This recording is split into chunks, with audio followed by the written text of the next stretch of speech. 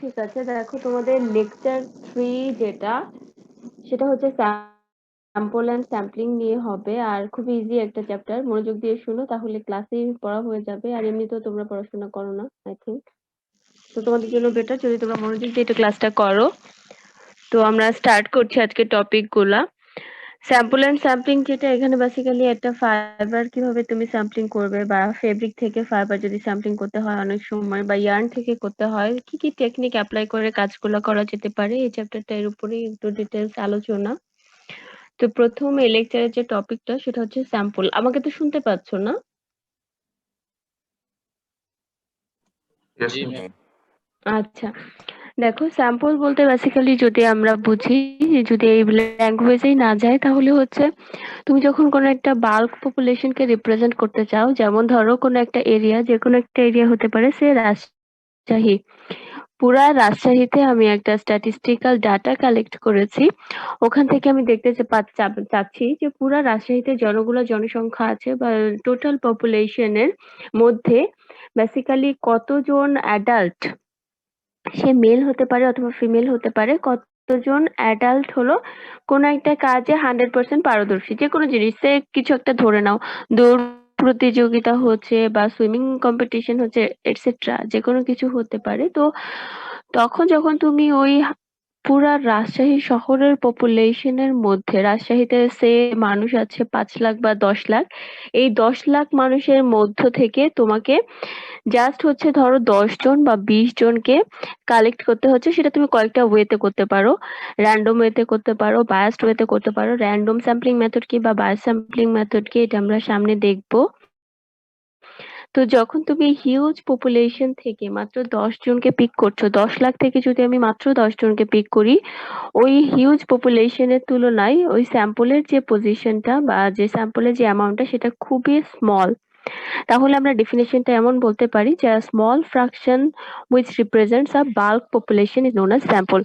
এখানে দেখো বলেছে যে a sample is a relatively small fraction which is selected to represent a population, such as sample is a selected separate unit or part which acts as representatives of a lot, consignment or design।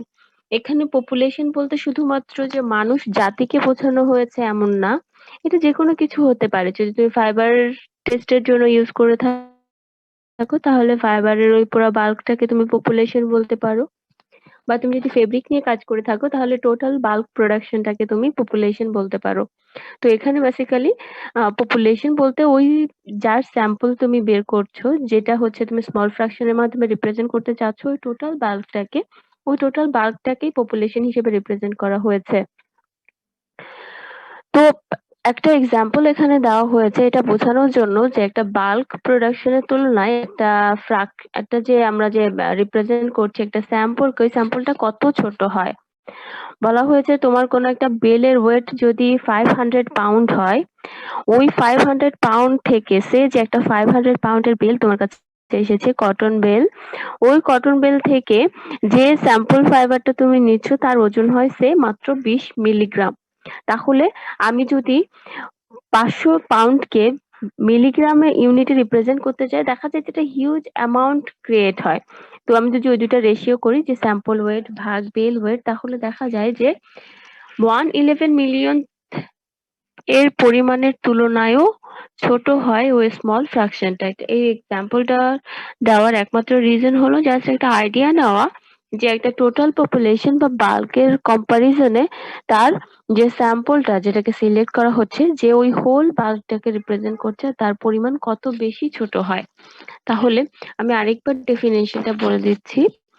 A sample is a relatively small fraction which is selected to represent a population, such as sample is a selected separate unit or part which acts as a representative of a lot, consignment or design or etc. etc. 2 নম্বর যে পয়েন্টটা সেটা হলো sampling. আমরা already জানি যে sample কাকে বলে, বা স্যাম্পল যে আমরা কালেক্ট করছি তার উদ্দেশ্যটা কি। এবার আমরা শিখবো যে স্যাম্পলিং কাকে বলে। যে প্রসেসের মাধ্যমে বা যে প্রসিডিওর বা যে মেথড ফলো করে তুমি স্যাম্পলকে সিলেক্ট করছো, ওই প্রসিডিওর আর মেথডকে বলা হয় স্যাম্পলিং। একদম লাস্ট প্যারাটা যদি তুমি দেখো, এখানেই বেসিক্যালি এক কথায় ডেফিনেশনটা দেওয়া আছে যদি এটা সিটি এক্সামে মাত্র 0.5 মার্কসের জন্য আসে তখন আসলে তোমার এত হিস্ট্রি লেখার কোনো মানে নাই। তখন তুমি জাস্ট এই লাস্টের একটা লাইন দিয়ে দিলেই হবে যে the process by which a sample is collected from a large number of materials is known as sampling. এখানে কিছু কথা আছে যেগুলো ইম্পর্টেন্ট, সো আমি জাস্ট একটু রিডিং দিয়ে যাই। দেখো ফার্স্ট পারাতে পড়েছে যে it is not possible or desirable to test all the raw materials or all the final output from a production process because of time and cost constraints. Also, many tests are destructive so that there would not be any material left after it had been tested. Because of this, representative samples of the materials are tested. First প্যারাতে যেটা mention করা হয়েছে যে যদি আমি এমন চাই যে আমি বাল্ক যে পপুলেশনটা আছে টোটাল পপুলেশনটারই স্যাম্পলিং করব, সেই ক্ষেত্রে যে প্রবলেমটা হবে সেটা হচ্ছে এটা এক নাম্বার হচ্ছে কস্ট কনস্ট্রেন্ট হয়ে যাবে। মানে কস্ট এত হিউজ হয়ে যাবে যে এটা কস্ট একটা প্রতিবন্ধকতা সৃষ্টি করবে, এবং আরেকটা যেটা হবে টাইমটা অনেক বেশি লাগবে। তো এই দুইটা প্রবলেম যাতে ফেস করতে না হয় তার জন্যই বেসিক্যালি স্যাম্পল কালেক্ট করা হয়, যে আমি কম সময়ে কম খরচে আবার আমার ওই টোটাল বাল্কের একটা যে ক্যারেক্টারিস্টিক্স আমি জানতে চাচ্ছি, যে আমি যে কটন বালটা এসেছে জানতে চাচ্ছি যে কটন বলের স্ট্রেংথটা কেমন বা কালার গ্রেডটা কেমন আছে, ম্যাচিউরিটি লেভেলটা কেমন। তো যখন আমি এটা জানতে চাচ্ছি এবং যখন আমি জাস্ট একটা স্যাম্পলের মাধ্যমেই এটা করতে পারছি তখন আসলে আমার আর হোল পপুলেশনটা আলাদা করে টেস্ট করার কোনো দরকার নেই। ২ নম্বর পয়েন্টে বলা হয়েছে the amount of material that is actually tested can represent a very small proportion of the total output. It is therefore important that this small sample should be truly representative of the whole of the material. Second প্যারাটা অনেক important একটা topic এবং এটার উপর depend করে সামনে অনেকগুলো point আসবে। তো বেসিক্যালি এই যে তুমি বলছো বা আমি বলছি যে স্যাম্পল হচ্ছে খুবই স্মল হয় তার টোটাল বাল্কের তুলনায়, তার মানে বুঝতেই পারছো ওই স্যাম্পলের উপর গুরুত্ব বা দায়িত্বটা কত বড় বা ছোট। শুধুমাত্র ওই স্যাম্পলের উপর ডিপেন্ড করেই কিন্তু তুমি ওই হিউজ বাল্কটাকে কনসিডার করছো না, হয় তার কোয়ালিটি ভালো বলছো অথবা তার কোয়ালিটি খারাপ বলছো অথবা তার কোয়ালিটি মডারেট লেভেলে বলছো। তো এই যে ভালো বলছো বা খারাপ বলছো বা মিডিয়াম লেভেলের বলছো, এটা তুমি কিসের উপর ডিপেন্ড করে বলছো? ওই স্যাম্পলটা যে টেস্ট রেজাল্ট গুলা তোমাকে শো করছে বা দিচ্ছে তার উপর ডিপেন্ড করে বলছো। সো এটা খুবই ইম্পর্টেন্ট যে জানি ওই স্যাম্পলটা যেটা তুমি সিলেক্ট করেছো এবং যেটা টেস্ট করেছো সেটি ট্রুলি তোমার বাল্কটাকে রিপ্রেজেন্ট করে। যদি এমন হয় যে সে রেজাল্ট ঠিকভাবে দিচ্ছে না, সে স্ট্রেংথ কোয়ালিটি অনেক ভালো, বাট তোমার স্যাম্পলিং এ ত্রুটি থাকার কারণে তুমি যে ফাইবার গুলো সিলেক্ট করেছো ওর স্ট্রেংথটা কম এসেছে, খুবই কম এসেছে, তখন কিন্তু সে তোমার বাল্কটাকে ট্রুলি রিপ্রেজেন্ট করছে না। আবার ধরো ম্যাচিউরিটি লেভেল অনেক হাই ছিল, বাট তোমার স্যাম্পল সিলেকশনের ফল্ট থাকার কারণে কি হলো তুমি দেখলে ম্যাচিউরিটি লেভেল খুবই কম বা খুবই লো। তো এই ধরনের প্রবলেম যাতে না হয় তার জন্য স্যাম্পলটাকে খুব গুরুত্বের চোখে দেখা হয় যে তুমি আসলে এটাকে কিভাবে সিলেক্ট করছো বা কিভাবে করলে তুমি তোমার বাল্কের একটা ট্রু রিপ্রেজেন্টেশন পাবে ওই স্যাম্পলের মাধ্যমে। ৩ নম্বর পয়েন্টে ওই আগের এক্সাম্পলের মধ্যে আরেকটা এক্সাম্পল দেওয়া হয়েছে যে for instance if the test for cotton length is considered this requires a 20 milligram sample which may have been taken from a bulk weighing 250 kg. The sample represents only about 1/11 millionth of the bulk about the but the quality of the whole bale is judged on the result from it. যে যখন আমি একটা bell আর একটা স্যাম্পলের wait compare করছি আমি দেখতে পাচ্ছি একটা স্যাম্পলের ওয়েট একটা বেলের ওয়েটের তুলনায় 1/11 মিলিয়নথের চেয়েও ছোট, তারপরেও শুধুমাত্র ওই very very small fraction of ম্যাটেরিয়ালের মাধ্যমে তুমি টোটাল বাল্কের একটা ক্যারেক্টারিস্টিক ইমাজিন করছো এবং তার উপর ডিপেন্ড করে কোনো ডিসিশন দিচ্ছ। লাস্ট পয়েন্টটা বলা হয়েছে the aim of sampling is to produce an unbiased sample in which the proportions of, for instance, the different fiber length in the sample are the same as those in the bulk. Or to put it another way, each fiber in the bale should have an equal chance of being chosen for the sample. Last লাইনটা কি বলেছে এটা আমরা সামনে গিয়ে বুঝতে পারবো, এখন আমরা বুঝতে পারবো না, সো এখন আমি তোমাদেরকে বলছি না। যখন আমি তোমাদেরকে স্যাম্পলের টাইপ গুলা বলবো তখন এই কথাটা আসবে। এখন আমাকে তোমাদের মাঝে কেউ একজন বলো স্যাম্পল কাকে বলে, স্যাম্পলিং কাকে বলে?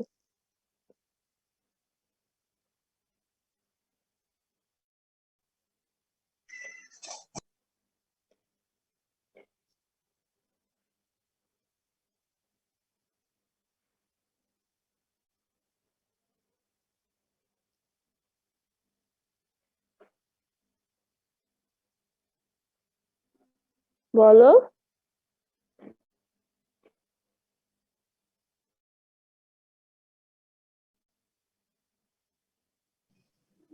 ম্যাম, সম্পূর্ণ একটা বাল্ক প্রোডাকশনের অথবা আমাদের টোটাল পপুলেশনের ক্যারেক্টারিস্টিক্স কে আমাদের ডিফাইন করার জন্য আমরা যে স্মল অ্যামাউন্টটাকে নিয়ে আমরা কাজ করি, সেটাই হচ্ছে আমাদের স্যাম্পল।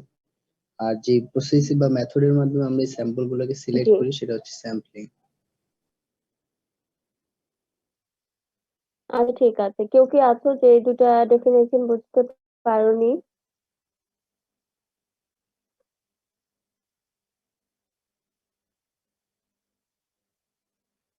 কথা বলতে হবে প্লিজ, না হলে আমি সামনে ফরওয়ার্ড হব।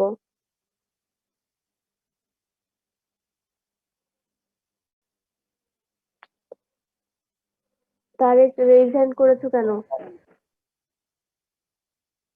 হ্যাঁ হ্যাঁ, সমস্যা নাই ম্যাম, বুঝতে পারছি।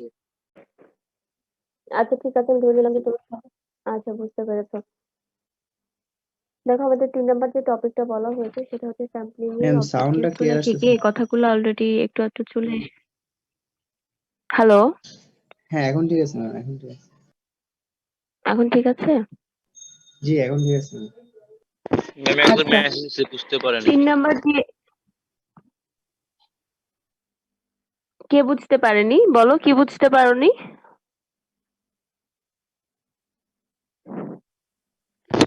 তারেক মেসেজ দিছে ওইখানে 30। তারেক মেসেজ দিয়েছে, দেখি তো তারেক কি মেসেজ দিয়েছে।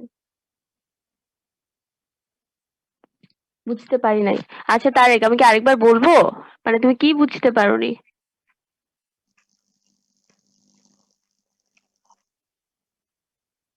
Net problem. আচ্ছা ঠিক আছে, তারেকের জন্য আমি আরেকবার বলছি।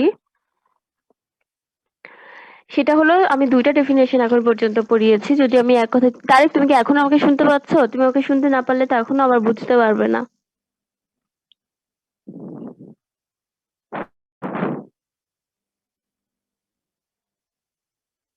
আচ্ছা, আমি 2টা ডেফিনেশন পড়িয়েছি। একটা হচ্ছে স্যাম্পল কাকে বলে, আরেকটা হচ্ছে স্যাম্পলিং কি বা স্যাম্পলিং কাকে বলে। স্যাম্পল মানে বলা হয়েছে যে যখন আমি কোনো একটা জিনিসকে জানতে চাচ্ছি যে তার ক্যারেক্টারিস্টিক্সটা কেমন, বা কোনো একটা নির্দিষ্ট ক্যারেক্টারিস্টিক্সই আমি জানতে চাচ্ছি, বাট তার অ্যামাউন্টটা অনেক হিউজ।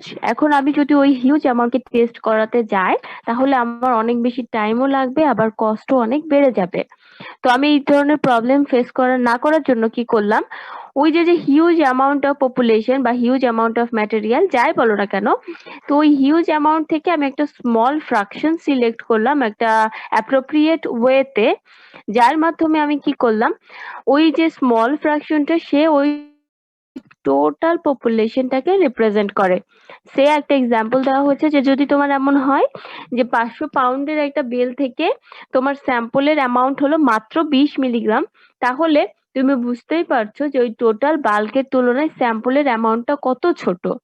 তো ওই ছোট অ্যামাউন্টটাই কিন্তু কি করছে, টোটাল পপুলেশনকে রিপ্রেজেন্ট করছে। তো ওই relatively very very small fraction of ম্যাটেরিয়ালটাকেই বলা হয় স্যাম্পল।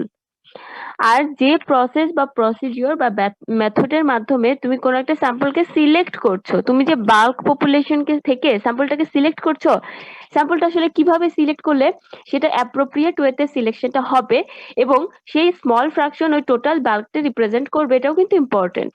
তা যে প্রসেস বা প্রসিডিওর বা মেথডের মাধ্যমে তুমি স্যাম্পলটাকে সিলেক্ট করছো, ওই প্রসেস বা প্রসিডিওরকে বলা হয় স্যাম্পলিং। এবার বুঝতে পেরেছো তারেক? আচ্ছা ঠিক আছে, হোপসো যে তারেক বুঝতে পেরেছে। আমরা নেক্সট টপিকে যাই। 3 নম্বরে যেটা বলা হয়েছে সেটা হলো যে স্যাম্পলিং এর আসলে অবজেক্টিভস গুলা কি কি। আমরা অলরেডি দেখেছি যে 1 নম্বর অবজেক্টিভস ছিল কস্ট রিডিউস করে, বিকজ আমি যখন বাল্ক পপুলেশন কে টেস্ট করতে যাব তাহলে 100% আমার কস্টিং অনেক বেড়ে যায়, এটা যে কেউই বুঝতে পারবে। তো এই কস্ট রিডিউস করা হচ্ছে 1 নাম্বার। 2 নম্বরে বলা হয়েছে যে to prevent the wastage of time. আমি যদি হোল বাল্ককে টেস্ট করতে যাই তাহলে হিউজ অ্যামাউন্ট অফ টাইমের দরকার। আর মনে রাখবে, টাইম যত বাড়তে থাকে এইসব ক্ষেত্রে টাইম যত বেশি কস্ট তত বেশি, টাইম যত কম কস্ট তত কম। তো তুমি যখন কস্ট টাইম বাড়াচ্ছ তখন অপটিমালি কি হবে যে একই সাথে সমানুপাতিক হারে তোমার কস্টটাও বাড়তে থাকবে। তো তোমার যাতে ওয়েস্টেজ না হয় সময়ের, এর জন্য তুমি কি করে থাকো, স্যাম্পলিং করে থাকো। 3 নম্বরে বলা হয়েছে to know the perfect characteristics of the population, যে আমার যে পপুলেশনটা ওটার পারফেক্ট ক্যারেক্টারিস্টিক্সটা আসলে কি, এগুলো সম্পর্কে আমি জানতে পারি। বিকজ আমি যদি আমার স্যাম্পলিং মেথডের মাধ্যমে স্যাম্পলটাকে টেস্ট না করাতাম, তাহলে আমি জানতেই পারতাম না যে আমার পপুলেশনের ট্রু নেচারটা কেমন। এবং আমি ফার্দার যদি আমি নাই জানি যে ও আসলে ট্রুলি কি টাইপের ক্যারেক্টারিস্টিক শো করবে, তাহলে আমি কি করবো, প্রসিডিওরে দেখা যাচ্ছে যে মেথড গুলো আমি ফলো করতাম সেগুলো হয় তার জন্য অ্যাডভান্টেজিয়াস হয়ে যেত, অথবা অনেক বেশি ডিসঅ্যাডভান্টেজিয়াস হয়ে যেত। তো এইসব প্রবলেম যাতে আমাদেরকে ফেস করতে না হয়, এর জন্য আমাদের যেটা জানতে হয়, প্রথমে তোমার পপুলেশনের পারফেক্ট ক্যারেক্টারিস্টিক্স গুলো জানতে হয়, এবং তার উপর ডিপেন্ড করে ফার্দার প্রসেসিং গুলোকে সিলেক্ট করা হয়। বা আমি কোন প্রোডাক্টটার জন্য কোন ধরনের র ম্যাটেরিয়াল সিলেকশন করব, এটার জন্য তার ট্রু ক্যারেক্টারিস্টিক্স জানাটা অনেক ইম্পর্টেন্ট। আর যখনই ট্রু বা পারফেক্ট ক্যারেক্টারিস্টিক্স জানতে চাইবো, তখন তার জন্য স্যাম্পল অনেক বেশি ইম্পর্টেন্ট। আর স্যাম্পলটা পারফেক্টলি হচ্ছে কিনা এটার জন্য স্যাম্পলিংটা অনেক ইম্পর্টেন্ট। পরের পয়েন্টটা বলা হয়েছে to assure good quality. Good quality assure করার জন্য, বিকজ আমি যদি টেস্ট করে দেখিও যে কোনো একটা কোয়ালিটিতে প্রবলেম আছে, তাহলে ওই কোয়ালিটিটা কিভাবে ইমপ্রুভ করা যেতে পারে তার জন্য আমরা প্রপার স্টেপস নিয়ে দেখা যাচ্ছে যে একটা গুড কোয়ালিটি অ্যাসিওর করতে পারবো। And the last one is to increase the quality of population of র ম্যাটেরিয়ালস। মোটামুটি একই কথা এবং কথাগুলো অলরেডি চলে এসেছে, সো আমার মনে হয় তোমরা সবাই বুঝতে পেরেছো। তাহলে আমি আরেকবার বলে যাচ্ছি, কস্ট রিডিউস করা, ওয়েস্টেজ অফ টাইমকে রিডিউস করা, পারফেক্ট ক্যারেক্টারিস্টিক্স সম্পর্কে জানতে পারা, গুড কোয়ালিটি অ্যাসিওর করা, এবং পপুলেশন বা র ম্যাটেরিয়াল যেটা তার যে এক্সিস্টিং কোয়ালিটি আছে সেটাকে ইমপ্রুভ করা, এগুলাই হলো স্যাম্পলিং এর অবজেক্টিভস। দেখো এখন আমরা কিছু টার্মস দেখবো যেগুলা স্যাম্পলিং এর ক্ষেত্রে ইউজ করা হয়ে থাকে। 1 নম্বর টার্মটা বলা হয়েছে কনসাইনমেন্ট। কনসাইনমেন্ট বলতে বেসিক্যালি একটা টাইমে তুমি যতগুলো অর্ডার দাও ওই টোটাল অর্ডারটাকে একসাথে একটা কনসাইনমেন্ট বলা হয়। সে যে তুমি আমেরিকান আপলাইন কটন দিয়েছো 200টা বেল, তুমি আরো 3-4টা কোয়ালিটির ফাইবারের বেল, তুমি কটন বেল তুমি বিভিন্ন কান্ট্রি থেকে অর্ডার দিয়েছো বা একই জায়গা থেকে অর্ডার দিয়েছো, বাট একই সময়ে দিয়েছো, একই সাথে আসছে। সে যে গাজা কটন এসেছে, ডেল্টা কটন এসেছে, and then American upland cotton এসেছে, একসাথে তোমার ফ্যাক্টরিতে ঢুকেছে। তো একই সাথে একটা লটে যতগুলা বা যত ধরনের কটন বেল তোমার ফ্যাক্টরিতে ঢুকছে, ওই পুরোটা মিলে হচ্ছে একটা কনসাইনমেন্ট। আমি ইউজুয়ালি একটা এক্সাম্পল দিয়ে থাকি, সেটা হলো তোমরা যখন ভর্তি পরীক্ষা দাও, ভর্তি পরীক্ষা সে যে তোমরা অনেক ইউনিভার্সিটিতেই ভর্তি পরীক্ষা দিয়েছো, বাট তোমরা যখন বুটেক্স এর জন্য ভর্তি পরীক্ষায় বসেছো তখন কিন্তু তুমি জানতে না যে তুমি কোন ডিপার্টমেন্টে যাবে। তো ওই যে ইনিশিয়াল পজিশনটা, যখন তুমি জাস্ট বুটেক্স এর জন্য ভর্তি পরীক্ষা দিচ্ছ, কোন ডিপার্টমেন্টের জন্য এটা এখনো সিলেকশন হয়নি। ধরো ওই যে পজিশনটা যখন তোমরা সবাই মিলে একটা ইউনিভার্সিটির জন্য এক্সাম দিচ্ছ, দেন তোমার রেজাল্টের উপর ডিপেন্ড করে তোমার ডিপার্টমেন্ট চুজ করতে হবে, ওটা পরের কথা। বাট তুমি যখন এক্সাম সেন্টারে বসেছো, ওই যে পজিশনটা, ওটাকে বলতে পারো যে তোমাদের টোটাল 45 ব্যাচ মিলে ছিল হচ্ছে একটা কনসাইনমেন্ট। 2 নম্বরে বলা হয়েছে টেস্ট লট অর ব্যাচ। বলা হয়েছে this consist of all the containers of a textile materials of one defined type and quality delivered to one customer according to one dispatch note. The material is presumed to be uniform so that this is the whole of the material whose properties are to be characterized by one set of tests. It can be considered to be equivalent to the statistical population. প্রথমে তো consignment চলে এসেছে, যে কনসাইনমেন্টের মধ্যে ধরো যে 3 বা 4 ধরনের ফাইবার আছে।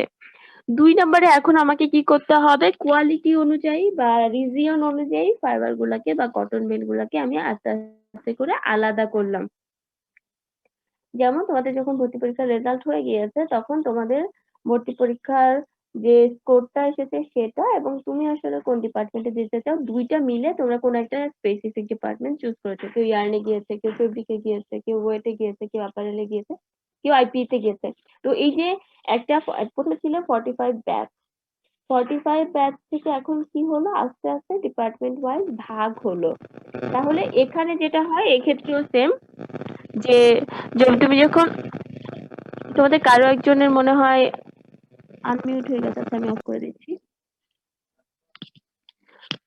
তো তোমরা এই ম্যাটেরিয়ালের ক্ষেত্রে যেটা হয়, আমি আসলে কোন কোয়ালিটির প্রোডাক্ট তৈরি করতে চাচ্ছি, আমি কি ওভেন ফেব্রিক তৈরি করতে চাচ্ছি না নিটেড ফেব্রিক তৈরি করতে চাচ্ছি, আমি কি কম ইয়ান তৈরি করতে চাচ্ছি না কার্ডেড ইয়ান তৈরি করতে চাচ্ছি নাকি রটর ইয়ান তৈরি করতে চাচ্ছি। তো আমি যখন প্রোডাক্ট সিলেকশন করে ফেলেছি যে আমার আসলে এন্ড প্রোডাক্টটা কি, তার উপর ডিপেন্ড করে এখন কি করা হয়, ওই যে টোটাল কনসাইনমেন্টটা ওটাকে ভাগ করে করে রাখা হয় যে হ্যাঁ এই একটা নির্দিষ্ট রিজিয়ন, এটার কটন গুলা হচ্ছে বেল গুলা এখানে থাকবে, বাকিগুলো ওখানে থাকবে, তারপরে গুলো ওখানে, তারপরে গুলো ওখানে। তো এই যে তুমি এন্ড ইউজের উপর ডিপেন্ড করে বা কাস্টমারের যে রিকোয়ারমেন্ট ছিল বা কাস্টমারের যে নিড ছিল তার উপর ডিপেন্ড করে যে আলাদা আলাদা করে ফেলে, এটাকে বলা হচ্ছে টেস্ট লট অর ব্যাচ। এরপরে যে পয়েন্টটা সেটা হচ্ছে ল্যাবরেটরি স্যাম্পল।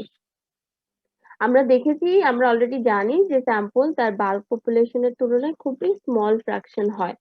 তো ল্যাবরেটরিতে যেটা করা হয় যে তোমরা দেখেছো যে 20 মিলিগ্রামের একটা স্যাম্পল হচ্ছে স্যাম্পলের সাইজ হিসেবে চুজ করা হয়েছে। তো ল্যাবরেটরি স্যাম্পলে কি করা হয়, ধরো যে 5টা বা 10টা পরিমাণ চুজ করা যাবে, মানে 200 মিলিগ্রাম বা হচ্ছে 100 মিলিগ্রাম ফাইবার নিয়ে নেওয়া হয়।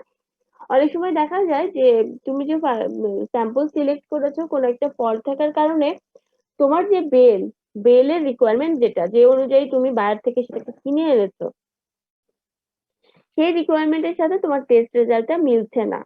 তো যখন খুব বেশি ভ্যারি করে দুটার রেজাল্টটা, তখন কি করা হয়, সেকেন্ড বা থার্ড টাইম আবার ওই বেলটাকে টেস্ট করা হয় যে আদৌ কোনো প্রবলেম হলো কিনা, বা হয়তো ওর সিলেকশনটা প্রপারলি হয় নাই যার কারণে রেজাল্টটা ভ্যারি করছে। তো এই ধরনের প্রবলেমের জন্য এখন বারবার স্যাম্পল সিলেক্ট করা তো ঝামেলা, তার জন্য যেটা করা হয় যে একটু বেশি পরিমাণ স্যাম্পল আমি সিলেক্ট করে একসাথে নিয়ে আসলাম। তো ওই স্যাম্পলটাকে বলা হয় হচ্ছে ল্যাবরেটরি স্যাম্পল। আর এখানে দেখো কি বলেছে, this is the material that will be used as a basis for carrying out the measurements in the laboratory. This is derived by appropriate random sampling methods from the test lot.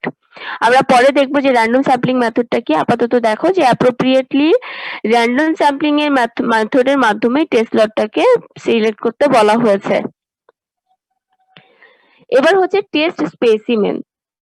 বলা হয়েছে this is the one that is actually used for the individual measurement and is derived from the laboratory sample. Normally measurements are made from specimens.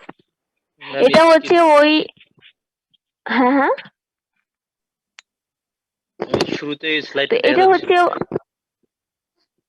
এখন দেখতে পাচ্ছো? Ma'am এখন ঠিক আছে। Miss একটা প্রশ্ন ছিল আগের স্লাইডে। হ্যাঁ বলো। আচ্ছা মিস, মানে কনসাইনমেন্ট আর টেস্ট লটের মধ্যে তাহলে পার্থক্যটা কি? মানে কনসাইনমেন্টটাকে এনে তারপর আমরা নিজেরা নিজেদের প্রয়োজন অনুযায়ী ভাগ করে সাজাই, এটাই টেস্ট লট। হ্যাঁ হ্যাঁ, জি জি জি। আমি টেস্ট কনসাইনমেন্ট আর টেস্ট লটের মধ্যে তো বা ব্যাচের মধ্যে পার্থক্য তো নাই, পার্থক্য কেন থাকবে, দুটো আসলে সেমই জিনিস। কনসাইনমেন্টে ধরো ABCDEFGHIJKL সবাই একসাথে আছে, এ থেকে এল পর্যন্ত একসাথে আছে, ঠিক আছে। টেস্ট লট বা ব্যাচ যেটা বলা হচ্ছে সেটা হচ্ছে আমি এ আন্ডারে যতগুলো পড়ে তাকে আলাদা করলাম, বি এর আন্ডারে যতগুলো পড়ে তাকে আলাদা করলাম, সি এর আন্ডারে যতগুলো পড়ে তাকে আলাদা করলাম, এটাই। আমি প্রথমে আচ্ছা, মানে একসাথে তো আমার ফ্যাক্টরিতে ঢুকিয়েছি। আর ব্যাচে আমরা হচ্ছে টাইপ ভিত্তিক আলাদা করি এটা। জি জি জি জি। যেমন থ্যাংক ইউ মিস। তোমরা ভর্তি পরীক্ষার পরে এখন তুমি হচ্ছে ফেব্রিক ডিপার্টমেন্টের স্টুডেন্ট, তুমি বুটেক্সে তো মেইনলি যে আমি বুটেক্সে, বাট তুমি কোন ডিপার্টমেন্টের স্টুডেন্ট? ফেব্রিক ডিপার্টমেন্টের। তাহলে তুমি বুটেক্স এর পরেও কিন্তু আরেকটা ক্যাটাগরিতে স্পেসিফাইড করে ফেলেছো যে আমি ফেব্রিক ডিপার্টমেন্টের। আবার যে ইয়ার্নে আছে সে বলবে সে ইয়ার্ন ডিপার্টমেন্টের। তো প্রথমে কিন্তু তোমরা শুধুমাত্র বুটেক্স এর স্টুডেন্ট ছিলে, যখন 45 বলা হয় তখন কিন্তু ইয়ার্ন ফেব্রিক অ্যাপারেল ওয়েট কিছুই আসে না। বাট যখন আবার ফেব্রিক চলে আসে তখন কিন্তু 45 টোটালটা তো আছেই, ওর ভেতর থেকে আরো বেশি স্পেসিফাই করে বলা হয় যে আমরা হচ্ছি 45 ব্যাচের বুটেক্স এর ফেব্রিক ডিপার্টমেন্টের স্টুডেন্ট। এটাই ডিফারেন্স, বুঝেছো? প্রথমে হচ্ছে ওভারঅল ইউনিটি বোঝানো হচ্ছে, সেকেন্ডলি হচ্ছে আলাদা আলাদা করে ক্যারেক্টারাইজ করা হয়েছে, এটাই। Thank you miss. এখন টেস্ট স্পেসিমেন যেটা এটা হচ্ছে আমার ফাইনাল স্পেসিমেন, যেটা যেমন আমি 500 পাউন্ডের ক্ষেত্রে ধরে নিয়েছিলাম যে স্পেসিমেনের সাইজটা ছিল 20 মিলিগ্রাম। তাহলে 20 মিলিগ্রামটাকেই বেসিক্যালি এখানে বলা হচ্ছে টেস্ট স্পেসিমেন। বেসিক্যালি 5 বার বা 10 বার টেস্ট করে নেওয়া ভালো, বিকজ যদি খুব একটু বেশি ডিফারেন্স আসেও তাহলে হবে কি অ্যাভারেজ করে ওভারঅল তোমাকে একদম অ্যাকিউরেট রেজাল্ট দিবে। আর তুমি যদি মাত্র একটা টেস্ট করো সেক্ষেত্রে যেটা হতে পারে ভুল ইনফরমেশন আসতে পারে। দেখা যাচ্ছে যে কোয়ালিটি খুব ভালো এসেছে যেটা আদৌ নেই, আবার দেখা যাচ্ছে কোয়ালিটি খুব খারাপ এসেছে যেটা আদৌ নেই। তো দুইটাকে অ্যাভারেজ করলে পরে তখন কি হয়, একটা মোটামুটি মডারেট রেজাল্ট পাওয়া যায়, যার উপর বেস করে তুমি একটা অ্যাজাম্পশন করতে পারো যে আমার আসলে যে বেলটা নিয়ে আমি কাজ করতে যাচ্ছি সে বেলের অ্যাপ্রক্সিমেট কোয়ালিটিটা কেমন। তারপরের পয়েন্টটা হচ্ছে package. Different kinds of packaging use করা হয়, এক এক ধরনের ম্যাটেরিয়ালের ক্ষেত্রে এক এক ধরনের প্যাকেজিং। এখানে কিছু তোমার স্পিনিং এর ক্ষেত্রে প্যাকেজিং ইউনিটস বলে দেওয়া হয়েছে, যেমন top, hanks, cans, bobbins, cones etcetera. Last one is container or case. এটা যেটা সেটা হলো it depends on the industry, যে তোমার ইন্ডাস্ট্রি টাইপ বেসিক্যালি, যে তোমার ইন্ডাস্ট্রি কোন টাইপের। যেমন স্পিনিং এ যদি হয় সেটার প্যাকেজিং একরকম হয়। তুমি যদি একটা ফেব্রিক ডিপার্টমেন্টের স্টুডেন্ট হও, ধরো তুমি কোনো একটা উইভিং ইন্ডাস্ট্রিতে আছো বা নিটিং ইন্ডাস্ট্রিতে আছো, সেটার প্যাকেজিং একরকম হয়। আবার অ্যাট দ্য এন্ড যদি এন্ড গার্মেন্টের কথা চিন্তা করি, ধরো যে তোমাকে কোনো একটা তোমার কোনো একটা বায়ার তোমাকে অর্ডার দিয়েছে যে আমার রেড কালারের, রেডের মধ্যে টোনও একদম উল্লেখ করে দিয়ে দিবে, তো ওই টোনের আমার টি শার্ট লাগবে। সে যে 1000 অর্ডার এসেছে ওর মধ্যে 500টা হচ্ছে মিডিয়াম সাইজ, 100টা হচ্ছে এক্সেল সাইজ, 100টা হচ্ছে শুধু লার্জ, 100 হচ্ছে স্মল, আর 100 হচ্ছে এক্সট্রা স্মল, এভাবে করে তোমাকে ভাগ করে দিয়েছে। তো যখন করা হয় ফাইনালি, যখন কন্টেইনার বা কেস যেটাই বলো না কেন শিপমেন্টের জন্য যখন দেওয়া হয়, তখন যেটা করা হয় একটা একটা করে ডিসপ্যাচ নোট লিখে দেওয়া হয়। ওখানে বলে দেওয়া হয় যে এই কন্টেইনারের মধ্যে কোন কালারের কয়টা টি শার্ট আছে এবং কোন ম্যাটেরিয়াল টাইপটা কি, কোন জায়গা থেকে কোন জায়গাটা যাচ্ছে। তো প্রতিটা কন্টেইনারের উপরেই কিন্তু এই ডিসপ্যাচ নোটটা আস্তে আস্তে করে আলাদা আলাদা করে প্রিন্ট করা থাকে। এটার কারণে কি হয়, যে কেউ যদি দেখতে চায় যে এটার মধ্যে কি আছে তার দেখাটা অনেক ইজি হয়ে যায়, কারণ একসাথে যখন অর্ডার আসে একটা দুইটা কন্টেইনার কিন্তু থাকে না, হাজার হাজার কন্টেইনার থাকে। তো তোমার ম্যাটেরিয়ালটা আসলে কোনটার মধ্যে আছে এটা দেখার জন্য যদি তোমাকে প্রতিটা কন্টেইনার ওপেন করতে হয়, এটা খুবই টাইম কনজিউমিং এবং বিরক্তিকর। তো এই ধরনের প্রবলেম যাতে ফেস করতে না হয় আমাদের বায়ারকে, যার কারণে ডিসপ্যাচ নোট লিখে দেওয়া হয়। তো এই ডিফারেন্ট টাইপস অফ কন্টেইনার বা কেস যেটা, এটা হলো এটা যে আমি কন্টেইনার বা কেস কোন ধরনের ইউজ করছি কোন টাইপের সাপেক্ষে। এখন দেখো আমরা স্যাম্পলের যে টাইপস এটা নিয়ে একটু আলোচনা করার চেষ্টা করব। স্যাম্পলকে বেসিক্যালি তিনটা ভাবে ক্যারেক্টারাইজ করা হয়, একটাকে বলা হয় র্যান্ডম স্যাম্পল, একটাকে বলা হয় নিউমেরিক্যাল স্যাম্পল, আর একটাকে বলা হয় বায়াসড স্যাম্পল।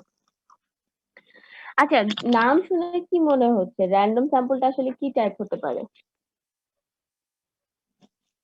ইচ্ছা মতো নাই মিস, কোনো বাস মিশন নাই। মানে আমার আমার যেমন ইচ্ছা, যদি আমি বলি যে আমাকে ফেব্রিক ডিপার্টমেন্টের 5টা ছেলেকে দৈব হবে সিলেক্ট ম্যাম। করে দাও, ওদের সরি ওটা প্রবাবিলিটিতে পড়েছিলাম দৈব হবে কি সম্ভব নয়। আচ্ছা আচ্ছা, তুমি প্রবাবিলিটির পার্সপেক্টিভে বলছো, আচ্ছা ঠিক আছে।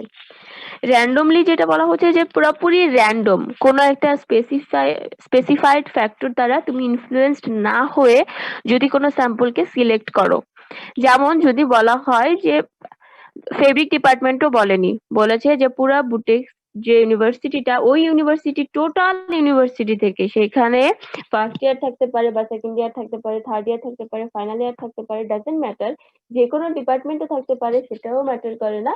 বলা হয়েছে তুমি টোটাল ভার্সিটি থেকে আমাকে 5জন স্টুডেন্ট দিবে কোনো একটা কম্পিটিশনের জন্য, সে ম্যাথ কম্পিটিশন অথবা যে কোনো কিছু হতে পারে। এখন এটার জন্য কোনো ক্রাইটেরিয়া তোমাকে স্পেসিফাই করে বলা হয়নি যে ওই কম্পিটিশনের জন্য স্টুডেন্টের মাঝে কোনো স্পেসিফাইড কোয়ালিটি থাকার কি দরকার আছে কি নেই, শুধু বলেছে যে বুটেক্সের স্টুডেন্ট হলেই হবে, আর কিছু লাগবে না। তখন তুমি কি র্যান্ডমলি, পুরাপুরি র্যান্ডমলি, ওখানে তুমি দেখোনি তোমার এলাকার কেউ আছে কিনা, ওখানে তুমি দেখোনি তোমরা একই হলে থাকো কিনা, ওখানে তুমি দেখোনি তোমরা একই ব্যাচের কিনা, ওখানে তুমি দেখো নি যে তোমার ফ্রেন্ড হয় কিনা, তুমি পুরাপুরি নিউট্রালি যে কোনো ফ্যাক্টর দ্বারা ইনফ্লুয়েন্স না হয়ে পুরাপুরি র্যান্ডমলি যাদেরকে মনে হয়েছে ইনস্ট্যান্ট যদি 5 জনকে পিক করে নাও, এটার মাধ্যমে তুমি যে স্যাম্পলিংটা করলে এটাকে বলা হয় র্যান্ডম স্যাম্পলিং। তাহলে বায়াস স্যাম্পলটা কি? বায়াস নাম শুনেই বোঝা যাচ্ছে যে বায়াসনেস যাকে বলে, যে কোনো একদিকে ইনফ্লুয়েন্স হওয়া। তো এই যে ধরো যে কথা ছিল যে বুটেক্সের যে কোনো স্টুডেন্ট, তখন কিন্তু সবার সমান সমান চান্স ছিল তোমার ওই যে কম্পিটিশনটা সেটাতে পার্টিসিপেট করার। সে যে যদি টোটাল স্টুডেন্ট হয় 20,000, তাহলে 20,000-এর 20,000 জনেরই ইকুয়াল চান্স ছিল আমার এই কম্পিটিশনে অ্যাটেন্ড করার। বাট আমি কি করলাম, আমি একটু বায়াসড হয়ে গেলাম। কিভাবে বায়াসড হলাম? আমি দেখলাম যে আমার ফ্রেন্ড কে কে আছে, আমার এলাকার কে কে আছে, আমি কয়েকটা ভাগ করলাম ক্রাইটেরিয়া। আমি তার মধ্যে একটাতে ফেললাম আমার আমার কোনো ছোট ভাই আছে কিনা এলাকার, বা বড় ভাই আছে কিনা। দেন আমি ভাগ করলাম আমার ডিপার্টমেন্টের বন্ধুকে। দেন আমি ভাগ করলাম আমার আজিজ হল বা ওসমানী হল বা হাসিনা হল, যে যেখানেই থাকো না কেন, আমার ওই হলের কোনো একটা ফ্রেন্ডকে আমি নিব। তো যখন তুমি ওভারঅল চিন্তা না করে কোনো একটা এক্সট্রা ফ্যাক্টর দ্বারা ইনফ্লুয়েন্স হয়ে কোনো একটা স্টুডেন্টকে পিক করলে, এটাকে বলা হয় বায়াস স্যাম্পল। যেখানে সবার ইকুয়াল চান্স ছিল 2,000 জনের 2,000 জনেরই, সেখানে আলাদা একটা ফ্যাক্টর দ্বারা ইনফ্লুয়েন্স হয়ে কি করলে, কোনো একটা স্পেসিফাইড স্টুডেন্টকে তুমি কালেক্ট করলে। তাহলে নিউমেরিক্যাল স্যাম্পলটা কি? এখানে বেসিক্যালি নিউমেরিক্যাল ভ্যালুটাকেই অ্যাপ্রিসিয়েট করা হয়। বলা হয়েছে sample in which the proportion by number of say long, medium and short fibers would be the same in the sample as in the population. ধরো যে যদি 10টা লং ফাইবার হচ্ছে স্যাম্পলে থাকে, তাহলে ওই 10টা লং ফাইবার কিসে থাকতে হবে? টোটাল পপুলেশনে থাকতে হবে। এখানে নাম্বারটা কি বলা হয়েছে? ইকুয়াল থাকতে হবে বা এক্সাক্ট থাকতে হবে। এটা খুব টাফ, আর এই ধরনের স্যাম্পল খুব কমই ইউজ করা হয়ে থাকে। বেসিক্যালি দুইটা স্যাম্পলিং মেথড অনেক বেশি ইউজ করা হয়, সেটা হলো র্যান্ডম অথবা বায়াস। এখন তোমাদের ধরো অ্যানালাইটিক্যাল রাইটিং আসলো, ওখানে বলা হলো যে র্যান্ডম অ্যান্ড বায়াস দুইটার মাঝে কোন স্যাম্পলিং মেথডটা তোমার জন্য মনে হয় যেটা হচ্ছে বেস্ট এবং কেন? লিখতে পারবে?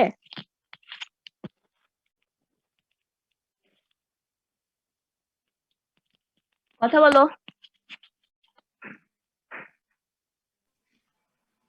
Yes, ma'am. অ্যানালাইটিক্যাল রাইটিং যখন আমি বলবো তখন কিন্তু ওপেন হ্যান্ড রাইটিং, তোমার যা মন চায়। এটা এমন না যে ম্যাম যেটা বলেছে আমাকে ওইভাবেই লিখতে হবে। যদি তোমার মনে হয় র্যান্ডম স্যাম্পলিং মেথডটা তোমার মনে হচ্ছে যেটা অ্যাপ্রোপ্রিয়েট, তাহলে তোমাকে আমাকে যুক্তি দিয়ে বুঝাতে হবে। যদি আমি কনভিন্সড হই তাহলে আমি তোমাকে ফুল মার্কস দিব। আবার কেউ যদি বলে যে না, বায়াসড স্যাম্পলিং মেথডটা হচ্ছে বেস্ট, ওর পক্ষে সে যুক্তি দিবে। আমার যদি মনে হয় ভালো, হ্যাঁ, তাহলে আমি কিন্তু তাকে ফুল মার্কস দিব। যখন আমি অ্যানালাইটিক্যাল রাইটিং টাইপের কোয়েশ্চেন করবো যে তোমার কি মনে হয় এবং কেন, তখন কিন্তু তোমার যেটা মনে হয় তুমি তার, এখন তোমার যদি গরুকে ছাগল মনে হয় সেটা কিন্তু আবার হবে না, একটু যুক্তিযুক্ত হতে হবে। তো তুমি যদি যুক্তি দিয়ে বুঝাতে পারো তাহলে নো প্রবলেম, তুমি ফুল মার্কস পাবে। আর যদি তুমি আজাইরা একটা কমেন্ট করে বসো যে না আমার এটা মনে হয় না, ওটা মনে হয়, বাট তুমি আমাকে কনভিন্স করতে পারছো না তোমার লেখা দিয়ে, তখন কিন্তু মার্ক কাটা যাবে। আমরা এখানে একটু ডিটেলস পড়ি যে দুটোতে কি বলা হয়েছে। র্যান্ডম স্যাম্পলিং মেথডে যেটা বলা হয়েছে, সেখানে বলা হয়েছে in random sampling method every individual in the population has an equal chance of being included in it. The number of the sample must be sufficiently large to include all variations of the individuals in the populations. A very variable material will require a large number in order to obtain true representation. Biased বলা হয়েছে in biased sampling method the selection of an individual is influenced by factors other than chance. Hence the sample does not truly represent the bulk depending on the position of the sampling person. Third লাইনটার মানে হচ্ছে এটা, সে আমি তোমাদের 45 ব্যাচের যে fabric department আছে, যে আমি তোমাদের কোর্স কোঅর্ডিনেটর, আমি জানতে চাচ্ছি যে আমার ডিপার্টমেন্টের স্টুডেন্টদের ওভারঅল কন্ডিশনটা কি। তো এটার জন্য, বা আমি হচ্ছি ডিন, ইয়ার্ন অ্যান্ড ফেব্রিক দুইটার ডিন আমি। এখন আমি জানতে চাচ্ছি যে আমার আন্ডারে যে ডিপার্টমেন্ট গুলো আছে ওগুলোর স্টুডেন্ট গুলার অ্যাভারেজ কন্ডিশনটা কি বা ওভারঅল কন্ডিশনটা কি। এখন আমার যে কোর্স কোঅর্ডিনেটর সে তো আমাদের রেজাল্ট জানেন, বা আমাদের সাথে নিয়মিত কন্ট্যাক্ট করেন, তো উনি কি করলেন, ওনার পজিশনটা কিন্তু এখানে ইম্পর্টেন্ট। বায়াসড যেটা হচ্ছে যে সে তোমাদের 45 ব্যাচের খুব কম সংখ্যক স্টুডেন্ট আছো যাদের সিজিপিএ হচ্ছে 2 এর নিচে, ম্যাক্সিমামেরই হচ্ছে দেখা যাচ্ছে 2 এর উপরে, 3 এর মধ্যে বা 4 এর মধ্যে। এখন স্যার কি করলো, যখন ওভারঅল আসতে হয় তখন কি করতে হয়, সবগুলা ক্যাটাগরিকে একসাথে এনে দেন একটা অ্যাভারেজ করে বলতে হয়। বাট স্যার যেটা করলেন বা তোমাদের কোর্স কোঅর্ডিনেটর যেটা করলেন যে উনি তোমাদের যারা লোয়ার কোয়ালিটির সিজিপিএ ছিল তাদেরকে নিলেন না, শুধুমাত্র যারা হাই সিজিপিএ ছিল তাদেরকে পিক করলেন। তখন কি হলো, আমি দেখতে পাচ্ছি যে রেজাল্টটা অনেক ভালো এসেছে, বাট সেটা কি করছে না, সেটা কিন্তু ট্রুলি রিপ্রেজেন্ট করছে না তোমাদের ওভারঅল কন্ডিশনটাকে। আবার যদি তোমাদের কোর্স কোঅর্ডিনেটর নিউট্রালি আনবায়াসড হতে কাজটা করে, তখন কিন্তু যে রেজাল্ট আমি পাচ্ছি সেখান থেকে আমার একটা ওভারঅল আইডিয়া হচ্ছে যে 45 ফেব্রিক ডিপার্টমেন্ট বা ইয়ার্ন ডিপার্টমেন্টের কন্ডিশনটা কি। আবার যদি কোন একটা কারণে কোর্স কোঅর্ডিনেটর কি করলেন, শুধুমাত্র লোয়ার সিজিপিএ গুলাকেই কালেক্ট করলেন, যে যারা 2 পেয়েছে বা 2.2 পেয়েছে বা 2.8 পেয়েছে, শুধুমাত্র এদেরকে কালেক্ট করে মোটামুটি একটা অ্যাভারেজ রেজাল্ট পেয়ে সেটা দিলেন। তাহলে দেখো, শুধুমাত্র কোর্স কোঅর্ডিনেটরের সিলেকশনের উপর ডিপেন্ড করে তোমাদের রেজাল্ট হয় অনেক ভালো হয়ে যাচ্ছে, না হয় অনেক খারাপ হয়ে যাচ্ছে, না হলে নিউট্রাল থাকছে। তার মানে কি, এখানে তার অবদানটা অনেক বেশি ইম্পর্টেন্ট, যে সে যে স্যাম্পলিং পার্সন, যে স্যাম্পলিংটা করছে, সে আসলে কোন পজিশনে দাঁড়িয়ে আছে, সে কি নিউট্রালি কাজটা করছে নাকি বেশি ভালো দেখাতে চাচ্ছে নাকি বেশি খারাপ দেখাতে চাচ্ছে। এখন আমরা যতটুকু দেখলাম এটার মধ্যে তোমাদের কি মনে হয় কোন ধরনের স্যাম্পলিং মেথডটা বেস্ট এবং কেন? জাস্ট একটা বা দুইটা লাইনে বললেই হবে, যে কোনো একজন।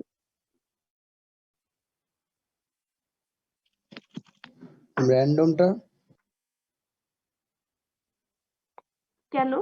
কনফিউজড হয়ে বলা যাবে না। তোমার যদি মনে হয় র্যান্ডম তাহলে র্যান্ডম, যাই বলবা র্যান্ডমটা কনফিডেন্টের হচ্ছে সাথে ম্যাম, বলবা, লাইফে কারণ হচ্ছে ম্যাম র্যান্ডমের মাধ্যমে আমরা মেইন যেটা হচ্ছে আমাদের টোটাল বাল্কের, আমরা বাল্কটাকে আমাদের মানে ভালোভাবে তার ক্যারেক্টারিস্টিক্স আমরা প্রকাশ করতে পারতেছি আর কি। বাট আমাদের যেটা বায়াস সেটার মাধ্যমে হয়তো খুব বেশি ভালো পাচ্ছি না, হয় খারাপ পাচ্ছি, বাট অ্যাকুরেট প্রপার্টিসটা কিন্তু আমরা সেখান থেকে খুঁজে পাচ্ছি না। এই কারণে হইতে পারে ম্যাম। বায়াসডও তো হতে পারে। হ্যাঁ, যে কোনো কিছু হইতে পারে। যখন ওপেন হ্যান্ড হবে এটা খুবই স্বাভাবিক যে দুই ধরনের কমেন্টই আসবে, তোমাকে বুঝাতে হবে। যদি তোমার মনে হয় বায়াস তাহলে বায়াস। এখন তুমি এক্সাম্পল দাও। মিস আমার তো হচ্ছে স্যাম্পলের সব প্রপার্টিজ তো আর আমার দরকার নেই। আমার প্রোডাকশনের জন্য যে প্রপার্টিজ গুলো ইম্পর্টেন্ট, ওই প্রপার্টিজ গুলার মানে হচ্ছে লিমিটটা আমার জানা দরকার। তো ওই লিমিটটা জানার জন্য তো আমি তো বায়াসড ওয়েতেই কালেক্ট করবো, যে আমার সবচেয়ে মানে কম স্ট্রেংথের কটন গুলা কি কি আছে ওগুলো আমি কালেক্ট করার চেষ্টা করবো। সবচেয়ে বেশি স্ট্রেংথের মানে কটন গুলা কি কি আছে এগুলো হচ্ছে আমি আবার হচ্ছে কালেক্ট করার চেষ্টা করবো। আমার তো টার্গেট না যে র্যান্ডমলি গড় একটা রেঞ্জ বের করা। আমার টার্গেট হচ্ছে যে আমি কতটুক টেনসাইল স্ট্রেংথ দিতে পারবো বা পাবো। তো সেইটার জন্য তো আচ্ছা, আমার বায়াস নিতে হবে। এক্ষেত্রে একটা কোয়েশ্চেন আগে বলো, বেল ম্যানেজমেন্ট পড়েছো? কিছুটা পড়ানো হ্যাঁ, আমাদের পড়ানো হয়েছিল। হ্যাঁ, তো বেল ম্যানেজমেন্টের মেইন থিমটা কি? ওইটা হচ্ছে ওইখানে আমাদের বিভিন্ন বেলগুলা দেখে, বেলগুলার প্রপার্টিস এর উপর ভিত্তি করে ওগুলো হচ্ছে সাজানো হয়, মানে যাতে হচ্ছে সেম টাইপের মানে হচ্ছে সেম প্রপার্টিস এর বেলগুলা মোটামুটি পাশাপাশি থাকে, এইভাবে সাজানো হয়। আচ্ছা, ওখানে কি এমন যে শুধুমাত্র একদম ধরো যে তোমার একটা ভালো দামের একটা প্রোডাক্টের অর্ডার এসেছে, এখন তুমি সব সুপিমা কটন দিয়ে করবে, এরকম? না মিস, আমার কস্ট লিমিটেড রাখার জন্য তো আমি সব ধরনের কটন ইউজ করব। আচ্ছা, ঠিক আছে। সেক্ষেত্রে তুমি যেটা বললে যে আমার তো যখন স্ট্রেংথ বেশি দরকার, তখন আমি দেখলাম যে কোন ধরনের ফাইবার গুলোর স্ট্রেংথ কম। এখন তুমি কি করে বুঝবে যে কোন ধরনের ফাইবার গুলোর স্ট্রেংথ কম? এটা কি দেখে বোঝা সম্ভব? ফাইবার কত সূক্ষ্ম একটা জিনিস, তোমার কি কোনো আইডিয়া আছে? জি মিস, এটা দেখে বোঝা সম্ভব না, এটা ঠিক আছে, কিন্তু তাহলে তো আমার বায়াসড স্যাম্পলিং এর মানে কোনো থাকবে না, মানে প্রয়োগ থাকবে না আর কি এখানে। হ্যাঁ, ইন জেনারেল যেটা হয় যে বায়াসড এর কোনো প্রয়োগ থাকেও না। বায়াসড শুধুমাত্র হিউম্যান ক্যারেক্টারিস্টিক্স এর মধ্যেই বিদ্যমান। তো ন্যাচারাল যে জিনিসগুলো এগুলোর মাঝে র্যান্ডম ওয়েতেই কাজ করা হয়। তো আমি যেটা বলতে চাচ্ছি তোমাকে পয়েন্ট আউট করার মানে হচ্ছে এটা যে তুমি যখন যুক্তিগুলো দিবে, যুক্তিগুলো যে আবার খন্ড করা যায় কিনা, মানে ওটাকে এমন মিস্টেক, এটা যে একটা ফলস, তুমি ফলসলি রিপ্রেজেন্ট করতে চাচ্ছ, এটা যদি আবার ট্রু মানে প্রুভড হয়ে যায় তখন কিন্তু আমার মার্ক কমে যাবে। তো আমি যেটা বলতে চাচ্ছি, অ্যানালাইটিক্যাল রাইটিং এ লিখবা ঠিক আছে, বাট সেটা যেন একটু বেস থাকে যে হ্যাঁ ও যেটা বলছে এটা হয়তো হতে পারে। আবার যদি এমন হয় যে একটু চিন্তা করলেই ওটা কি হয়ে যাচ্ছে, ফলস হয়ে যাচ্ছে, তখন কিন্তু হলো না। আমি সেটা বলতে চাচ্ছি, এর জন্যই তোমাকে বললাম যে তুমি যে ওয়েতে চিন্তা করছো যে শুধুমাত্র কম স্ট্রেংথের ফাইবার গুলাকে আমি সিলেক্ট করব, বেল ম্যানেজমেন্ট করাই তো হয় এটার জন্য যে আমি যেন একটা অ্যাভারেজ কোয়ালিটিতে আসতে পারি। আমি যদি খুব ভালো দিয়ে শুধু ভালোই পাই, সেক্ষেত্রে কিন্তু আমি খুব বেশি প্রফিট আর্ন করতে পারবো না। আমি যদি একটু খারাপ মিক্স করে ওভারঅল একটা কোয়ালিটি দিয়ে অপটিমাম কোয়ালিটির কিছু পেতে পারি, তখনই কিন্তু আমি প্রফিটটা বেশি পাবো। তো তুমি যে ওয়েতে থিঙ্ক করছো ওটা কিন্তু এক্সিস্ট করে না, আমি সেটা বলার জন্যই তোমাকে কথাটা বললাম আর কি। যাই হোক, ইন জেনারেল যেটাকে বেস্ট ধরা হয় সেটা হলো র্যান্ডম স্যাম্পলিং মেথডটাকে বেস্ট ধরা হয়, বিকজ ওখানে র্যান্ডমলি তুমি সিলেক্ট করছো এবং একটা জায়গা থেকে না, কয়েকটা জায়গা থেকে, এবং তার উপর সেগুলাকে আবার প্রসেসিং করে করে একটা অপটিমাম লেভেলে নিয়ে যাওয়ার পরে ফাইনাল স্যাম্পলটা সিলেক্ট করা হয়। যদিও ইন জেনারেল প্র্যাকটিক্যালি এত টাইম নাই কারো যে এতবার টেস্ট করবে, তো র্যান্ডমলি পিক করে নিয়ে আসে জাস্ট কয়েকটা জায়গা থেকে, দেন ওগুলাকে টেস্ট করা হয়। বাট আমরা যদি কেউ প্রসিডিওর ফলো করে স্টেপ ওয়াইজ করতে চাই, তাহলে আমাদের কিভাবে করা উচিত ওটাই আমি তোমাদেরকে একটু দেখানোর চেষ্টা করব। দেখো, ফাইবার স্যাম্পলিং বা ফাইবারকে স্যাম্পলিং করার জন্য কয়েক ধরনের মেথড আছে, আমি কয়েকটা নিয়ে তোমাদের পড়াবো। এটার মধ্যে আছে length and extent based sample, the squaring technique, cut squaring technique, zoning technique, dye sampling method, tongue sampling method, core sampling method, etc. এর মধ্যে সবচেয়ে বেশি পপুলার যে টেকনিকটা সেটাকে বলা হয় জোনিং টেকনিক। এখানে জোনিং টেকনিকের দুইটা ওয়ে আমি দিয়েছি, তোমাদের জন্য যেটা ইজিয়ার লাগে সেটা তোমরা করবে। আমার কাছে যেই বুথের যে বইটা, ওই বইটার যে লেখাটা এটাকেই বেস্ট মনে হয়, বিকজ এখানে স্টেপ ওয়াইজ দেওয়া আছে, আর স্টেপ ওয়াইজ যে কোনো জিনিস ধরতে বা পড়তে ইজি। তাহলে আমরা একটু পড়ে ফেলি, এটার মধ্যে আজকের লেকচারটা শেষ করার চেষ্টা করবো ইনশাআল্লাহ। আমার রেকর্ডটা মনে হয় বন্ধ হয়ে গেছে। হ্যাঁ হ্যাঁ, সরি। রেকর্ড করা হচ্ছিল সেটা মনে হয় বন্ধ হয়ে গেছে।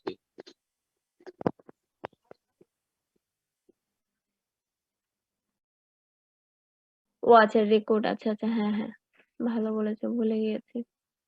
আমি অফ করে রেখেছিলাম, মাঝখানে কথা হচ্ছিল তো তোমাদের সাথে। আচ্ছা, দেখো, র কটনের জন্য যে জোনিং টেকনিকটা, এখানটা স্টেপ ফলো করা হয় খুব সুন্দরভাবে, যে এই বুথের বই এটাকে ডেসক্রাইব করা হয়েছে। পেজ নাম্বারটাও আমি বলে দিচ্ছি, একটু দাঁড়াও, দেখে নেই কত নাম্বার পেজে আছে। তোমরা কি কেউ বই কিনেছো ঢাকায় যারা আছো?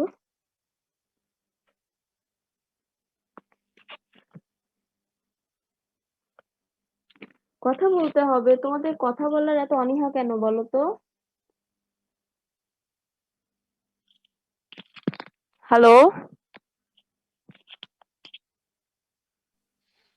কেউ মনে হয় কেনে নাই ম্যাম, এই জন্য বলতেছে না। তা বলো যে নাই।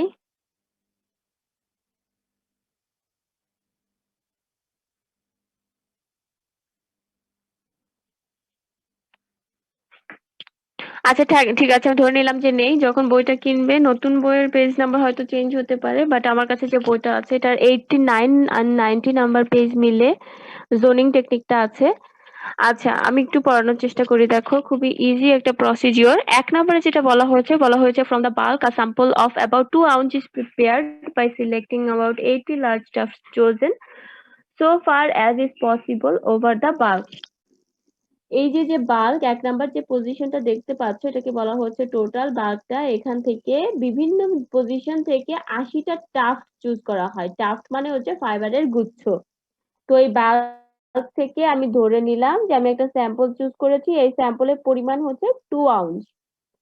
আচ্ছা, তাহলে এক নাম্বার স্টেপটা যেটা আমরা দেখলাম সেটা হলো কি বলেছে যে from the bulk, a sample of about 2 ounces is prepared by selecting about 80 large tufts chosen so far is possible over the bulk. Second step যেটা, divide this sample into 4 quarter. আমি যে স্যাম্পলটাকে সিলেক্ট করলাম, এই স্যাম্পলটাকে আমি 1 2 3 4 চারটা সমান ভাগে ভাগ করলাম। তাহলে প্রতিটাতে আছে 50 আউন্স করে, বা 0.50 আউন্স বলতে পারো। 50 50 50 50। আচ্ছা, এখন এই যে চারটা ভাগে আমি ভাগ করলাম, 3 নাম্বার স্টেপটা কি বলেছে দেখো, take 16 small terms at random from each quarter size approximately 20 milligram. এই প্রতিটা টাফটকে আবার আমি সমান 16 ভাগে ভাগ করলাম। প্রথমে আমি বাল্ক থেকে 2 আউন্স পরিমাণ স্যাম্পল কালেক্ট করলাম, ওটাকে ভাগ করলাম 4 ভাগে। এখন এই প্রতিটা কোয়ার্টারকে আমি 16টা ভাগে ভাগ করলাম। 4 নম্বর স্টেপে বলেছে each tuft shall be halved 4 times, discarded alternately with right and left hands, and turning the tuft through a right angle between successive halvings. 16 wisps are thus produced from each quarter sample. এই প্রতিটা থেকে আবার আমি কি করলাম, এই যে 16টা, এই 16টার প্রতিটাকে আমি কি করব, আবার সমান 4টা ভাগে ভাগে ভাগ করব। ভাগ করে আমি অল্টারনেটলি একটা ভাগকে বাদ দিব, একটা ভাগকে রাখবো, একটা ভাগকে বাদ দিব, একটা ভাগকে রাখবো। এমন করে আমি কি করলাম, 4টা নতুন টাস্ক পেলাম। 1 2 3 4। এই যে নতুন task, combine each set of wisps into a tuft। আচ্ছা, এটা তো পেলামই। Mix each tuft in turn by doubling and drawing between the fingers। এই যে নতুন টাফটটা আমি পেলাম, ওই টাফট গুলাকে দেখো, 4 নম্বরে যেটা বলেছে যে তুমি যখন 4টা ভাগে ভাগ করবা, প্রতিটা টাফটকে ওই টাফট গুলাকে ডিসকার্ড করতে বলছে অল্টারনেটলি। একটা ভাগকে তুমি বাদ দিলে, একটা ভাগকে তুমি রাখলে, এরকম করে প্রতিটা থেকে তুমি যতগুলা উইস্প পেলে মানে হচ্ছে টাফটের থেকে একটু ছোট গুচ্ছগুলাকে উইস্প বলা হয়। এই প্রতিটা উইস্পকে একসাথে নিয়ে আমি হচ্ছে এই নিউ টাফটটা পেলাম। এখন এই নিউ টাফটটাকে আমি কি করলাম, ড্রয়িং ডাবলিং এর মাধ্যমে 6 নাম্বার স্টেপটা পেলাম। তোমরা কি ড্রয়িং ডাবলিং এখন পর্যন্ত এসেছে? ড্রয়িং আসছে। ডাবলিং কি এটা জানি না ম্যাম। আর ম্যাম 5 নাম্বার স্টেপটা ওটা নিউ টাফট যেটা পাইলাম। নিউ টাফটে আরেকবার এই যে একটু বলুন। 16টা টাফট না, এই প্রতিটাতে তো 16টা করে টাফট আছে, তাই না? জি ম্যাম।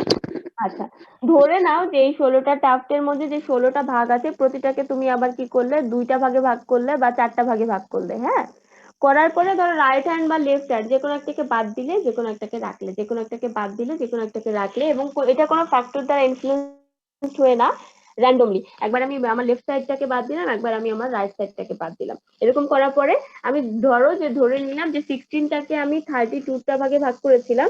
তুমি 32টা ভাগের মধ্যে 16টা ভাগকে আমি র্যান্ডমলি বাদ দিয়েছি, আর 16টাকে আমি নিয়ে একটা নতুন টাস্ক ক্রিয়েট করেছি, যেটা হচ্ছে আমার এই 5 নাম্বার স্টেপটা। বুঝতে পেরেছো? জি ম্যাম। এখন এই নিউ টাস্কটাকে আমি ড্রয়িং এন্ড ডাবলিং যেহেতু করছি, ড্রয়িং এন্ড ডাবলিং করলে কি হয়, স্ট্রেটেনিং হয়, প্যারালালাইজিং হয়। এই স্ট্রেটেন এন্ড প্যারালালাইজ পজিশনটা দেখানোর জন্য দেখো টাস্কটাকে স্ট্রেটেন পজিশনে নিয়ে যাওয়া হয়েছে। তো এই নিউ টাস্কটাকে আমি ডাবলিং এন্ড ড্রয়িং এর মাধ্যমে কি করলাম, এই যে নিউ পজিশন 6 নাম্বার স্টেপ যেটা, এটা হচ্ছে ড্রয়িং এন্ড ডাবলিং করার পরের পজিশন। 7 নাম্বার বলা হয়েছে divide each task into 4 parts. এখন দেখো, এই যে 6 নাম্বার যে পজিশন, এটাকে তো ডিভাইড করা হয়নি, শুধুমাত্র ড্রয়িং ডাবলিং করে রেখে দেওয়া হয়েছে, তাই না? তাহলে এই নতুন যে পজিশনটাকে, এইটাকে আবার আমি সমান 4 ভাগে ভাগ করব। 1 2 3 4 1 2 3 4 1 2 3 4 1 2 3 4। তাহলে নিউ টাস্কটাকে আমি ড্রয়িং ডাবলিং করলাম, ড্রয়িং ডাবলিং করার পরে আমি যে স্ট্রেটেনিং এন্ড প্যারালালাইজিং পজিশনটা পেলাম, ওটাকে আবার আমি সমান 4 ভাগে ভাগ করেছি। 8 নাম্বার স্টেপটা কি বলেছে দেখো, obtain 4 new tasks by combining a part of each of the former tasks। প্রতিটা টাস্ক থেকে একটা একটা নিয়ে আমি আবার এই নতুন টাস্কটা ক্রিয়েট করেছি। যেমন আমি যদি এই 1 নাম্বার পজিশন থেকে 1 নেই, 2 নাম্বার থেকে নিয়েছি 2, 3 নাম্বার থেকে নিয়েছি 3, 4 নাম্বার থেকে নিয়েছি 4।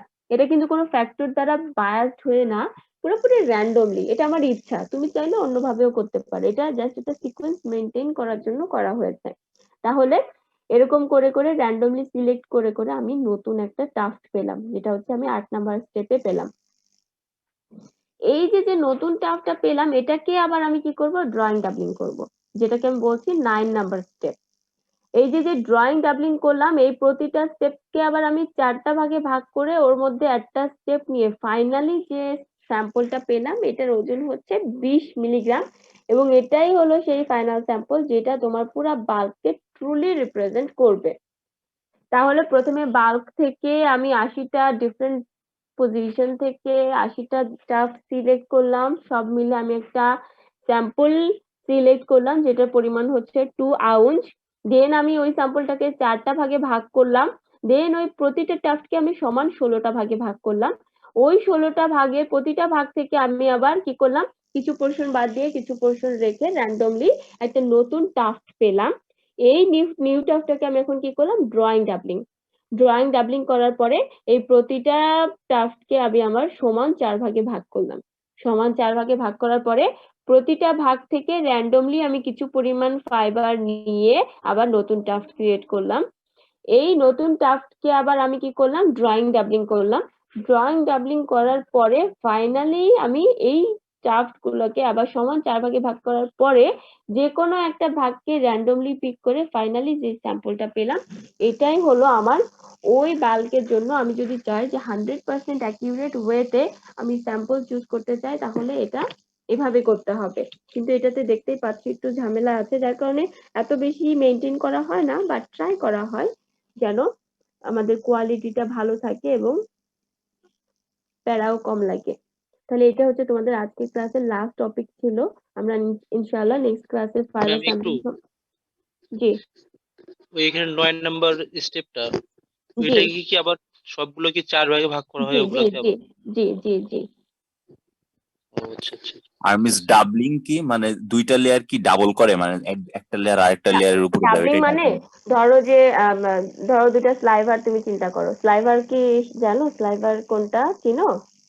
জি মিস ওই যে ড্র ফিনিশার ড্রন স্লাইভার তারপরে হচ্ছে ওই জি, আর finisher drawn machine এর ব্রেকার ড্রন output। স্লাইভার আছে, কার্ডেড স্লাইভার আছে, কয়েক ধরনেরই স্লাইভার আছে। তো সে যে কোনো একটা স্লাইভারের কোনো একটা পজিশনে ধরো যে ডায়াটা অনেক চিকন, মানে কোন একটা জায়গায় অনেক মোটা হয়ে গেছে, কোন একটা জায়গায় অনেক চিকন হয়ে গেছে, এরকম হয়েছে, ঠিক আছে? মানে আমি ধরো 5 মিটার লেন্থের একটা স্লাইভার নিয়ে কাজ করছি, 5টা স্লাইভার আছে ওখানে। তো ধরো কোন একটা জায়গায় খুব উঁচু হয়েছে মানে মোটা হয়েছে, কোন একটা জায়গায় খুব চিকন হয়েছে ডায়া। তো এখন এই যে যে ডায়া চিকন হয়েছে বা মোটা হয়েছে এর কারণে কি হয়েছে, ইউনিফর্মিটি নষ্ট হয়েছে না? জি মিস।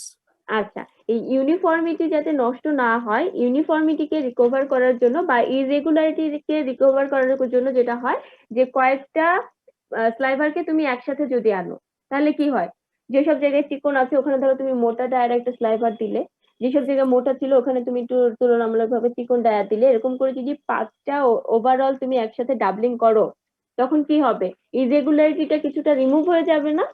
জি মিস। এটাই।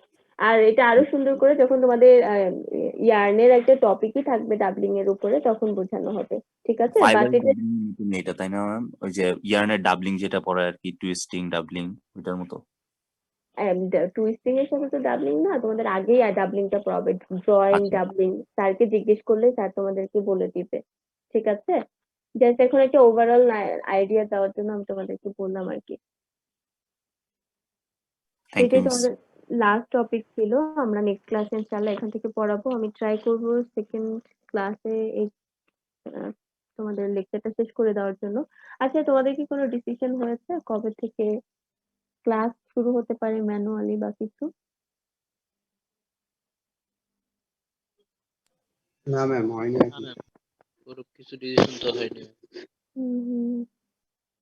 আচ্ছা ঠিক আছে, আমি রোল কল করছি, একটু পার্টিসিপেট করো। আইডি 1।